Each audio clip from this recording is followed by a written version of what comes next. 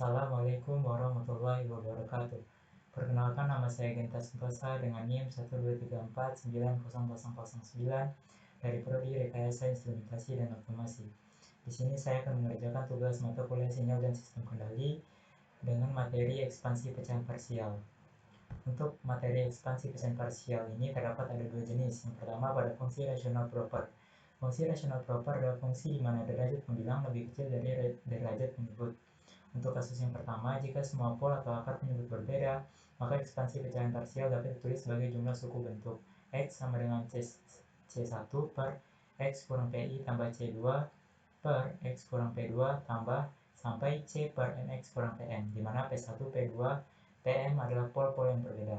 Koefisien CK dapat dihitung dengan rumus CK sama dengan lim X mendekati PK, X kurang PK X dalam kurung X, yaitu dengan mengalihkan fungsi dengan X kurang PK lalu mengambil limit saat X mendekati PK. Lalu yang kedua itu pada fungsi rasional dengan pol berulang.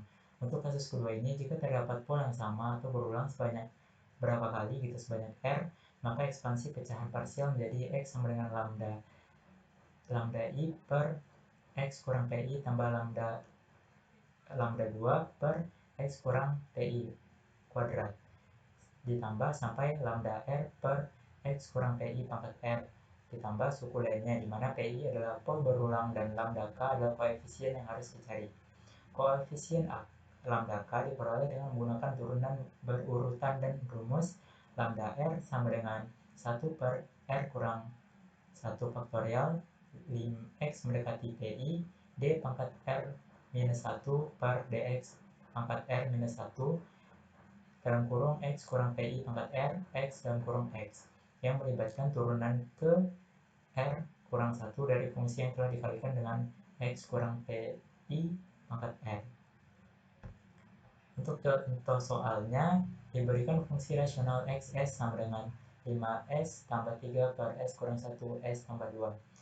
Lakukan ekspansi pecahan parsial dari XS menjadi bentuk XS sama dengan C1 per S kurang 1 ditambah C2 per S plus 2. Tentukan nilai C1 dan C2. Untuk penyelesaiannya, ini diberikan XS sama dengan 5S plus 3 per S kurang 1 S plus 2 itu sama dengan C1 per S kurang 1 tambah C per 2S. Angka 1 kalikan kedua sisi dengan S kurang 1 S plus 2. Maka menjadi 5S plus 3 sama dengan C1 dalam kurung S plus 2 tambah C2 dalam kurung S kurang 1. Untuk langkah keduanya, tentukan C1 dengan substitusi S sama dengan 1. 5, maka diganti 1 plus 3 sama dengan C1 dalam kurung 1 plus 2 tambah C2 1 kurang 1. Maka hasilnya sama dengan C1 sama dengan 8 per 3.